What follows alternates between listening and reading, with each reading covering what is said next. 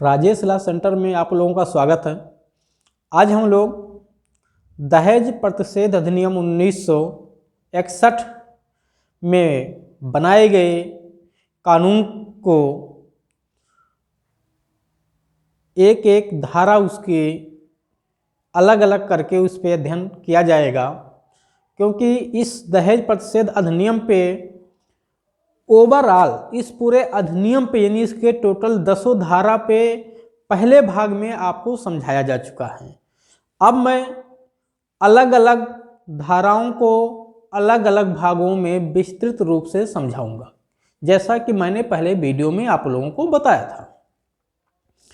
2 से 3 भाग इसके और बनेंगे, यानी 3 भाग में कंप्लीट हो जाएगा पूरा। दहेज का लेना और देना और दहेज मांगना और दहेज के लिए जो है प्रचार करना, ठीक है, विज्ञापन निकालना, ये सब अपराध बनाया गया है, क्योंकि ये हमारे देश में बहुत बड़े पैमाने पर एक सामाजिक बुराई के रूप में जन्म ले चुका है और हर कोई व्यक्ति इसको अपनी हैसियत से जोड़ के देखता है। मांगने दहेज को जो है विवाह के समय, जब विवाह की बात आती है, चाहे वो लड़की पक्ष हो या लड़का पक्ष हो, यानी वर पक्ष हो या वधू पक्ष हो, दोनों की तरफ से इसको अपना स्टेटस का एक सिंबल बना लिया गया है। और इस सामाजिक बुराई को दूर करने के लिए जो कानून बनाया गया, व्यवहार में ये कानून लागू नहीं हो पा रहा है। इस कानून का सदुपयोग कम, दुरुपयोग ज़्यादा हो रहा है, क्योंकि उसमें कहीं ना कहीं हमारी आपकी गलती, सहभागिता जरूर है, तभी इस तरह से व्यवहार में कानून लागू नहीं हो पा रहा है। अन्यथा जिस तरह से कानून लिखा गया, अगर व्यवहार में इसे लागू किया जाए तो ये जो बहुत बड़ा एक अभिशाप बन गया है दहेज का लेना और देना, ये हमारे समाज से खत्म हो जाएगा। लेकिन जब तक हम सब लोग मिलकर इस अभियान को, इस मुहिम को आगे नहीं बढ़ाएंगे और दहेज का मांगना, लेना और देना इसको गलत नहीं मानेंगे, इसको हे दृष्टि से नहीं देखेंगे, ठीक है, इसको जब हम सम्मान की दृष्टि से देखेंगे तो ये खत्म नहीं होगा। इसको सम्मान की दृष्टि से नहीं, इसको अपमान की दृष्टि से हमें देखना चाहिए। दहेज शब्द मुख से निकलते ही इसे बहुत गलत, बहुत निकृष्ट मानना चाहिए।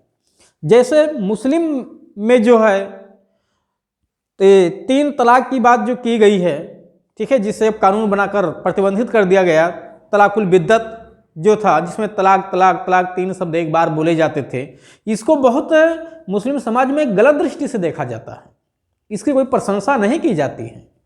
उसी तरह से इस दहेज शब्द को भी जो है अपने सम्मान के रूप में नहीं, बल्कि इसे हमें हतोत्साहित करना चाहिए और इस मुहिम में सब लोगों को साथ देना चाहिए। अगर हम लोग अब जब अपनी बारी आएगी, जब मांगेंगे और जब देने की बारी आएगी तब विरोध करेंगे, तो इस तरह से कानून का जो है व्यवहार में लागू ना हो पाने का जो एक बहुत बड़ा कारण है वो यही है।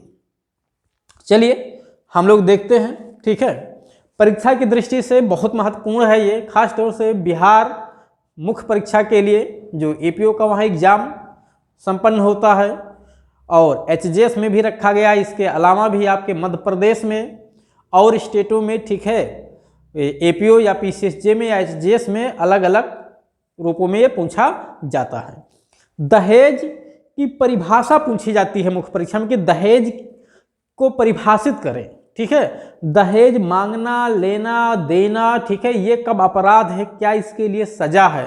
तो कुल मिला के आपको समझना क्या है, दहेज कहते किसे हैं, दहेज कौन मांग सकता है, कौन नहीं मांग सकता है, क्या इसमें कुछ अपवाद हैं कि नहीं है, दहेज का लेना और देना जो अपराध है उसके लिए कितनी सजा लिखी गई है, ठीक है, इसका विज्ञापन करना प्रतिबंधित किया गया है, क्या इसका एग्रीमेंट किया जाना जो है लीगल एग्रीमेंट की श्रेणी में आता है या नहीं आता है, यानी क्या वो संविदात्मक दायित्व उत्पन्न होता है या नहीं होता है, क्या इसके तहत अपराध होने पे गंभीर प्रकृति की श्रेणी में अपराधों में रखा गया है इसे, या सामान्य अपराधों की श्रेणी में रखा गया है। इस अपराध का विचारण किस न्यायालय द्वारा किया जाएगा, तो बस इतनी सी चीज़ आपको यहाँ पे समझनी है। हाँ, एक चीज़ मैं आप लोगों को जरूर बता दूँ कि दहेज मृत्यु और दहेज मांगना दो अलग अलग चीज़ें हैं। दहेज मृत्यु और दहेज अपराध भी, ठीक है, दो अलग अलग चीज़ें हैं। दहेज मृत्यु और हत्या ये भी दो अलग अलग अपराध हैं। तो दहेज का लेना देना, ठीक है, एक अपराध है और इस अधिनियम के तहत दहेज यदि की लेन देन होती है और महिला की मृत्यु हो जाए दहेज के लेन देन में, तो उस मृत्यु के लिए इस अधिनियम में कोई दंड नहीं लिखा गया है सिवाय दहेज के मांगने और लेने देने की सजा के। ठीक है, यानी दहेज मांगेंगे या लेंगे या देंगे या उसका विज्ञापन करेंगे तभी इस अधिनियम के तहत दंडित किया जाएगा। अगर महिला की मृत्यु कारित हो गई है दहेज के लिए तो ये अधिनियम लागू नहीं होता है। इसका ये मतलब नहीं है कि दहेज मृत्यु अगर हुई है तो आईपीसी की धारा 304B में तो अपराध है ही है, क्योंकि लेकिन उसके पहले मांगा भी तो गया है। ठीक है, अगर कुछ दिया गया है तो भी अपराध है और नहीं कुछ दिया गया था लेकिन मांगा गया है तो मांगना भी अपराध है। तो मांगने के लिए ये एक्ट लागू होगा और मृत्यु के लिए आईपीसी लागू हो जाएगी। तो दोनों अधिनियम के तहत केस चलता है, क्योंकि मृत्यु अगर हुई तो जाहिर बात कहीं ना कहीं मांगा गया है, तो मांगने के लिए इस अधिनियम के तहत अपराध और मृत्यु जो हुई है उसके लिए आईपीसी में अपराध। लेकिन दहेज मृत्यु स्वतः हत्या नहीं है। फिर ध्यान रखिएगा, दहेज मृत्यु कारित किया जाना स्वतः हत्या नहीं है। दहेज मृत्यु के लिए अलग सजा लिखा है, हत्या के लिए अलग सजा लिखा हुआ है। दहेज मृत्यु कब हत्या हो जाता है, कब हत्या नहीं कहलाता है, इस पे मैं एक अलग से वीडियो जरूर बनाऊंगा आप लोगों के लिए। तो आइए हम लोग इस अधिनियम को देखते हैं। सबसे पहले धारा 1 में संक्षिप्त नाम, विस्तार एवं प्रारंभ लिखा हुआ है कि इस अधिनियम का संक्षिप्त नाम क्या है, समरी नेम क्या है। ठीक है, विस्तृत नेम के लिए तो पूरा अधिनियम आपको समझना है। विस्तृत नाम इस अधिनियम का यही है। ठीक है, पूरा अधिनियम आप समझिए। संक्षिप्त नाम में क्या कहते हैं, केवल एक्ट नंबर्स। ठीक है, कि दहेज प्रतिषेध अधिनियम 1961 इसका समरी नेम है। विस्तार ये कहाँ तक लागू है भारत में, पूरे भारत में लागू है। क्यों? क्योंकि ये दहेज प्रतिषेध अधिनियम जो है स्पेशल लॉ की श्रेणी में आता है, ये माइनर लॉ की श्रेणी में नहीं आता है। ठीक है, हाँ माइनर लॉ भी है लेकिन ये लोकल लॉ की श्रेणी में नहीं आता है, इसको हम स्थानीय विधि नहीं कहते हैं। ठीक है, मेजर एक्ट है ये। ठीक है, मेजर एक्ट नहीं है, माइनर एक्ट की श्रेणी में आता है और स्पेशल लॉ कहलाता है। तो ये मेजर एक्ट नहीं है बल्कि क्या है, माइनर एक्ट है। क्यों माइनर एक्ट इसको कहते हैं? क्योंकि इस अधिनियम का प्रयोग सामान्यतया हर मामलों में नहीं होता है। जब दहेज के लेन देन का विवाद आता है तब ये अधिनियम लागू होता है। व्यवहार में इसका प्रचलन कम है, इस नाते इसको माइनर एक्ट की श्रेणी में रखा गया है। जिन अधिनियमों का व्यवहार में प्रचलन कम होता है उनको माइनर लॉ कहते हैं।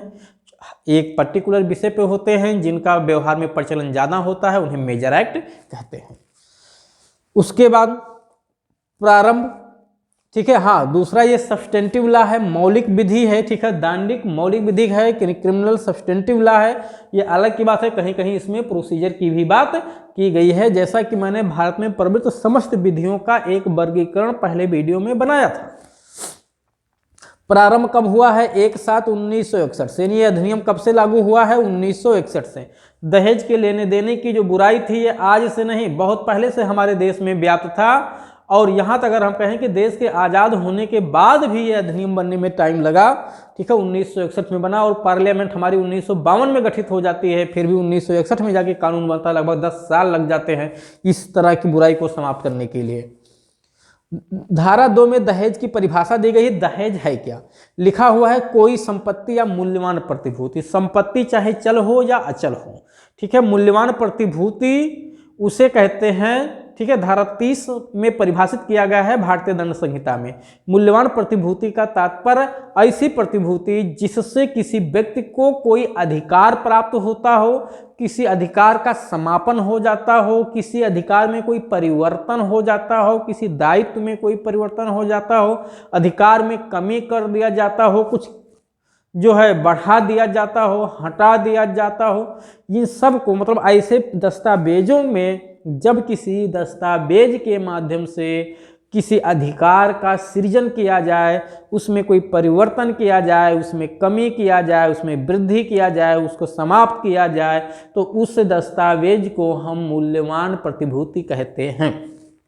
ठीक, जैसे अगर किसी व्यक्ति को किसी दस्तावेज के माध्यम से आपने कोई राइट दे दिया, ठीक है, आपने उसके पक्ष में कोई जो है चेक लिख दिया, ठीक है, तो चेक लिख के भी तो आपने उसे एक राइट दे दिया। चेक अपने आप में कोई संपत्ति नहीं है, लेकिन आपने उसे एक राइट दे दिया कि जितना पैसा आपने उसमें लिखा उतना पाने का वो हकदार है एक निर्धारित समय के भीतर। तो जैसे आपने उसे कोई बैनामा डीड दे दिया, बैनामा दे दिया तो उतनी संपत्ति उसके नाम हो गई, अगर उसके नाम कर दिया गया तो इस तरह से, ठीक है। और आपका चेक है, बिल ऑफ एक्सचेंज है, ठीक है, प्रोमिजरी नोट है, वचन पत्र है। तो ये वचन पत्र, चेक, ये सब क्या है? ये सब एक दस्तावेज हैं जिसके माध्यम से हम किसी अधिकार का सृजन करते हैं। और धारा 2 में आगे फिर लिखा कि कोई संपत्ति या मूल्यवान प्रतिभूति कब दिया गया हो, या तो विवाह के पूर्व दिया गया हो, या विवाह के समय दिया गया हो, या विवाह संपन्न होने के पश्चात किसी भी समय दिया गया हो।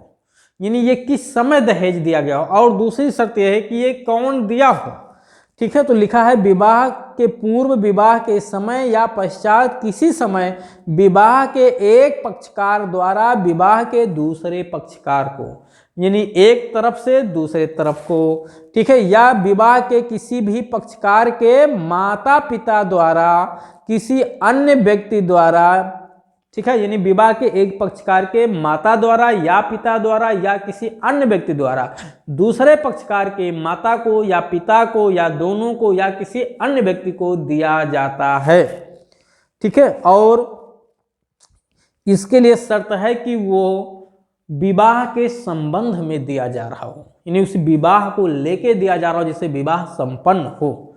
चाहे दहेज प्रत्यक्ष रूप से दिया गया हो, अप्रत्यक्ष रूप से दिया गया हो, वो दहेज की श्रेणी में आता है, ठीक है। और इसका दो अपवाद किया गया है कि दहेज में क्या क्या शामिल नहीं है। तो दो चीज़ें, एक पर्सनल लॉ के तहत मुस्लिम महिला को दिया जाने वाला मेहर जो है दहेज की श्रेणी में नहीं आता है। इसके अलावा जो 1985 में इस अधिनियम के क्रियान्वयन के लिए नियम बनाया गया है, वर वधू भेंट नियम बनाया गया है एक 1985 का, उसके धारा 2 के तहत, ठीक है, नियम 2 के तहत भेंट के स्वरूप में जो वर या वधू को दिया जाता है वो दहेज की श्रेणी में नहीं आता है। तो भेंट में जो दिया जाता है वो दहेज की श्रेणी में नहीं आता है। और भेंट में क्या उपहार दिया जाता है, क्या दान दिया जाता है, अभी मैं आगे इस पे चर्चा करूंगा जब धारा 3 पढ़ाऊंगा, ठीक है। तो इस तरह से आपने देख लिया दहेज की परिभाषा में क्या है, यानी कोई संपत्ति या मूल्यवान प्रतिभूति विवाह के पूर्व, विवाह के समय या विवाह के पश्चात विवाह के एक पक्षकार द्वारा दूसरे पक्षकार को, या एक पक्षकार के माता पिता द्वारा या किसी अन्य व्यक्ति द्वारा दूसरे पक्षकार के माता पिता को या किसी अन्य व्यक्ति को विवाह के संबंध में प्रत्यक्ष या अप्रत्यक्ष तौर से दिया जाने वाला रकम दहेज कहलाता है, ठीक है। इसमें पर्सनल लॉ के तहत मुस्लिम महिला को दिया जाने वाला मेहर दहेज की श्रेणी में नहीं आता है। तो इस तरह से आपने यहाँ पे दहेज की परिभाषा देख ली। हाँ, दहेज में एक चीज ध्यान रखिएगा कि दहेज में हर एक चीज देना दहेज नहीं कहलाता है, ठीक है। अभी चलेंगे इस पे तो चर्चा करेंगे। दहेज के लिए दंड धारा 3 में लिखा हुआ है, दहेज देने या लेने के लिए दंड। ध्यान फिर देना है आपको कि दहेज चाहे लड़की की तरफ से लिया गया हो चाहे लड़के की तरफ से लिया गया हो, दोनों को दोषी बनाया गया है। ऐसा नहीं है कि दहेज केवल लड़की लेती है या केवल लड़का लेता है, दोनों की तरफ से लिया और दिया जाता है। क्योंकि हमारे देश में, ठीक है, अलग अलग जगह अलग अलग प्रथाएं प्रचलित हैं। कहीं लड़का भी विदा होके जाता है, कहीं लड़की विदा होके जाती है। ये अलग की बात है। बहुतायत रूप में लड़की विदा होती है, दूसरे के घर जाती है, और लड़का विदा होकर के दूसरे के घर थोड़ा कम जाता है, ठीक है। जाते हैं, वो भी विदा होते हैं पूर्वोत्तर राज्यों में, लेकिन उनकी संख्या कम है। दंड क्या लिखा हुआ है कि दहेज का लेना या दहेज का देना, अगर आप देते हो तो भी अपराधी हो, आप लेते हो तब भी अपराधी हो। ठीक है, अपराधी का मतलब अभियुक्त, यानी अगर दोषी ठहरा दिए गए तो आप अपराधी मान लिए जाओगे। तो लेना भी अपराध है, देना भी अपराध है। अगर मैं देता हूं तो कोई लेता है, यानी दोनों को दंडित किया जाएगा। ठीक है, क्योंकि अगर एक दे रहा तो दूसरा ले रहा होगा, अगर देने वाला ले रहा है तो जो ले रहा था वो दे रहा होगा, मतलब दोनों अपराधी माने जाते हैं, बराबर के दायी माने जाते हैं। आगे लिखा है कि लेने या देने का अगर दुष्प्रेरण किया जाए, जरा समझिएगा, अगर लड़की या लड़के के पिता ने या उसके माता ने या उसकी बहनों ने अपने भाई से या अपनी बहन से कहा कि दहेज की मांग करो उस पक्षकार की तरफ से, उसने मना कर दिया या उसने मांगा, चाहे मना कर दे या मांगे, जिसने मांगने के लिए या देने के लिए कहा वो दुष्प्रेरण के लिए दोषी हो जाएगी। और यद्यपि लड़की, जैसे लड़के के बहन ने लड़के से कहा, अपने भाई से कहा कि तुम लड़के की तरफ से उसके बाप से दहेज मांगो, ठीक है, आपको कुछ मिला नहीं है, उसने कहा मैं कुछ नहीं मांगूंगा, ठीक है, मुझे शादी करना था, आप इसमें कौन बोलने वाली, तो भी लड़की ने अपराध कर दिया, लड़की ने तब भी अपराध कर दिया, दहेज के मांगने का दुष्प्रेरण किया, उसे सजा दी जाएगी। ये अलग की बात है, सजा कम दी जाएगी, लेकिन अपराधी वो हो चुकी है। व्यवहार में इस पे कोई केस चलता ही नहीं है, दुर्भाग्य है, इसमें केस चलता नहीं है। पता नहीं कितने लोग मांगते हैं दहेज, अपने घर वालों से कहते हैं, अपने बच्चों से कहते हैं मांगिए, लेकिन वो मना कर देता है, विरोध कर देता है, तो मोह फूल जाता है, ठीक है, लेकिन कभी केस उन पे नहीं चलता है। अगर केस चलने लगे ना तो लोग मांगना भी बंद कर, मतलब उकसाना भी बंद कर दें। आगे आते हैं, तो दुष्प्रेरण करने के लिए दंड 5 वर्ष से कम। अब इसके लिए सजा क्या है, मांगना, देना या लेना या उसका दुष्प्रेरण करने के लिए दंड क्या है, ठीक है, तो यहाँ जो दंड है वो 5 वर्ष से कम नहीं होगा, मिनिमम सजा है 5 वर्ष से कम नहीं होगा, प्लस जुर्माना जो 15,000 रुपये तक हो सकेगा, या दहेज की मूल्य के रकम तक, अगर दहेज 20,000 मांगा गया तो 20,000 जुर्माना देना पड़ेगा आपको, और 5 वर्ष तक मिनिमम कारावास यानी जेल में भी रहना पड़ेगा। लेकिन अगर दहेज 5,000 मांगा गया तो जुर्माना 15,000 तक लगाया जा सकता है, ठीक है, यानी दोनों मूल्य में जो अधिक होगा वही जुर्माना होगा, प्लस कारावास जरूर रहेगा, यानी कारावास प्लस जुर्माना। हाँ, मजिस्ट्रेट को ये पावर दिया गया है कि वो विशेष कारणों को अपने अभिलिखित करते हुए जजमेंट में 5 वर्ष से कम का भी कारावास दे सकता है। परंतु, ठीक है, परंतु क्या है कि वही भेंट जो दी जाती है, वर या वधू को जो भेंट दी जाती है, उस भेंट पे, ठीक है, उस भेंट में जो उपहार दिया जाता है उस पर यह एक्ट लागू नहीं होता है, यानी उसे दहेज नहीं माना गया है। अब पर्सनली उस भेंट के बारे में कुछ फॉर्मेलिटी है जो नियम 1985 की धारा 2 या नियम 2 में बताया गया है। उसमें कहा गया है कि जो भेंट के रूप में उपहार या दान दिया जाएगा, अगर जो वर को दिया गया है तो वर उसकी एक लिस्ट रखेगा, वधू को जो दिया गया है वधू उसकी एक सूची रखेगी, ठीक है, लेकिन ये मांग नहीं किया जाएगा, ध्यान रखिएगा, मांग किए बिना जो रकम दिया गया है वही उपहार की श्रेणी में आएगा, और उसकी एक सूची, जो वर को मिला उसकी वर लिस्ट रखेगा, जो वधू को मिला वो वधू उसकी लिस्ट रखेगी, तो दोनों अपनी अपनी लिस्ट रखेंगे, कौन सी संपत्ति उनको मिली है उसका उसमें उल्लेख करेंगे, और उसका रकम कितना है, कितने मूल्य का है, इसको भी उसमें उल्लिखित करेंगे, और अगर संभव है तो जिसने दिया है उसका साइन करवा लेंगे, अगर वो उनका नातेदार है तो, ठीक है, कोई अन्य व्यक्ति है तो नहीं, लेकिन नातेदार है संभव तो उसका साइन करवा लिया जाएगा, और वो व्यक्ति यानी वर या वधू भी उस पर साइन करेंगे, और पढ़े लिखे नहीं है, ठीक है, तो अंगूठा लगाएंगे। तो इस तरह से उपहार में जो रकम दी गई है उस पर लागू नहीं है, लेकिन वो मांग किए बिना दी गई हो। अब व्यवहार में क्या होता है, बहुत बड़े पैमाने पे दहेज का लेन और देन मोटी रकमों में चलता है, लेकिन एक दूसरे क्या कहते हैं कि ये उपहार दे रहा हूँ, अगला भी कहता है उपहार ले रहा हूँ, ठीक है, लेकिन जब पीड़ा उत्पन्न होती है तब कहते हैं साहब ये दहेज दिए थे और दहेज लिए थे, यानी जब पीड़ा होती है, जब दिक्कत होती है तब वो उपहार दहेज में बदल जाता है, जब तक पीड़ा नहीं होती है तब तक वो उपहार दहेज नहीं बन पाता है, ठीक है, तो इस तरह से उसका दुरुपयोग किया जाता है, यानी विवाह किसी कारण से संपन्न नहीं हो पाया, किसी बात को लेकर कोई खुन्नस हुई तो बस तुरंत दहेज प्रथा का केस लगवा दो, डीपी एक्ट का। क्यों लगवा दो भाई, उस समय कहाँ थे आप? अगर वो मांगना उसी समय अपराध था तो आप क्यों नहीं उसको बताए? ठीक है, अगर उसी समय इसको रोक दिया जाए जिस समय बड़े खुशी खुशी से फूलों और मालों, ठीक है, बाजा गाजा के साथ चढ़ावा जाता है, ठीक है, फोटो भी पब्लिक की जाती है उसको, तब सब लोग मौन रहते हैं, तब तालियां पीटते हैं, ठीक है। जब दर्द उठता है तब वो दहेज बन जाता है, नहीं तो तब तक उपहार रहता है। तो ये दहेज प्रथा का जो दहेज अधिनियम का जो कानून बनाया गया इस विषय पे, ये कानून व्यवहार में लागू नहीं हो पाएगा, बस दुरुपयोग में लागू होता रहेगा, रोकने के लिए नहीं लागू हो पाएगा। क्यों? क्योंकि इसमें हमारा समाज ही बढ़ चढ़कर हिस्सा लेता है और वो अपने इसको अपने सम्मान से जोड़कर देखता है। हाँ जरूर, बहुत लोग, ठीक है, मैं सबको नहीं कह सकता हूँ, बहुत लोग ऐसे हैं, पढ़े लिखे लोग हैं, ठीक है, इसके विरोध में आ गए हैं, बहुत सारे संगठन काम कर रहे हैं, ठीक है, इसका विरोध कर रहे हैं। लेकिन बहुत सारे ऐसे पढ़े लिखे भी जो हैं, ठीक है, जो अपने को बेचते हैं, ठीक है, नौकरी पा जाएंगे तो उनका रेट फिक्स हो जाता है कि इतने में अब वो बिकेंगे, ठीक है। तो ये भी दुर्भाग्य है देश का कि लगता है कि नौकरी जो पाए हैं वो उस दहेज के लिए ही पढ़ रहे थे कि नौकरी मिल जाए। धारा 4 पे आ जाइए।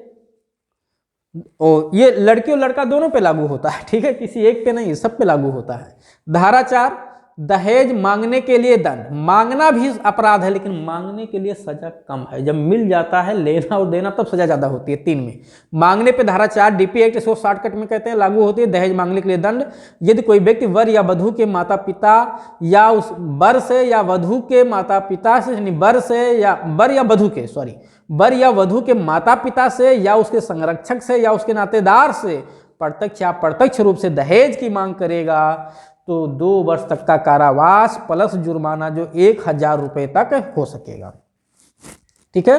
2 वर्ष तक का कारावास प्लस जुर्माना जो 1000 रुपये तक हो सकेगा। विशेष कारणों से मजिस्ट्रेट चाहे तो अपने जजमेंट में उसे 6 माह से भी कम सजा दे सकता है, यानी 6 माह से कम भी दे सकता है। उसके बाद धारा 4 विज्ञापन पे रोक लगाती है। अगर कोई व्यक्ति वर या वधू की तरफ से दहेज मांगने के लिए, ठीक है, दहेज मांगने के लिए कोई विज्ञापन करते हैं, किसी समाचार पत्र में निकलवाते हैं, ठीक है, किसी तरह से उसे पत्रिका में निकलवाते हैं, प्रचारित करते हैं, तो ये अपराध है और उसके लिए 6 माह से कम सजा लिखा में, मिनिमम सजा 6 माह का, 6 माह से कम नहीं, यानी मिनिमम 6 महीने की सजा जो 5 वर्ष तक हो सकती है, ठीक है, यानी मैक्सिमम 5 साल तक, मिनिमम 6 महीने तक। जुर्माना जरूर लगाया जाएगा जो 15,000 रुपये तक हो सकेगा।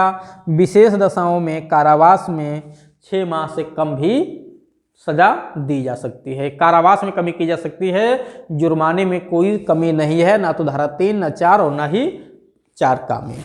उसके बाद यह है धारा 5, ठीक है, दहेज लेना या देना, लेना या देने, ठीक है, लेने देने होगा, लेना नहीं होगा। दहेज लेने या देने का करार भी शून्य होगा, यानी दहेज का मांग किया जाना, दहेज का करार किया जाना शून्य होता है। जब आप भारतीय संविधान अधिनियम धारा 23 पढ़ेंगे तो 23 में लिखा हुआ है वह करार जो विधि द्वारा प्रतिसिद्ध हैं शून्य हैं, ठीक है। An agreement forbidden by law is wide, ठीक है, यानी ऐसे करार जो विधि द्वारा प्रतिसिद्ध हैं शून्य होंगे तो इसको कभी आप कोर्ट के माध्यम से इन्फोर्स नहीं करा सकते, जबकि व्यवहार में सोशली इसको बड़ा इन्फोर्स कराया जाता है। शादी में जो दहेज तय होता है, मांग किया जाता है, आधा दे दिया जाता है, फिर जो बकाया रह जाता है उसको बाद में मांगा जाता है। लड़कियों को उसके लिए डराया धमकाया जाता है कि आपको छोड़ देंगे, लाएंगे नहीं, या लड़कों पे दबाव बनाया जाता है, ठीक है, और फिर बकाया रकम मांगा जाता है। लेकिन कोर्ट के माध्यम से मांगने नहीं जाते हैं, क्योंकि कोर्ट के माध्यम से मांगने गए तो पकड़ के जेल में डाल दिए जाएंगे, क्योंकि ये अपने आप में अपराध है और कन्फेशन हो जाएगा कि आपने मांगा था, ठीक। तो इस तरह से हम लोगों ने दहेज प्रतिषेध अधिनियम 1961 की धारा 1 से 5 तक का विस्तृत अध्ययन कर लिया है। अब हम लोग इस पे जो दूसरा वीडियो होगा, ठीक है, यानी धारा 6 से लेकर के 10 तक उसको चर्चा करेंगे, ठीक है। और आप लोग इसी तरह से वीडियो रोजाना पाते रहें, इसके लिए आप अपने चैनल को सब्सक्राइब करके रखिए, ठीक है, और लाइक तथा शेयर करना ना भूलें।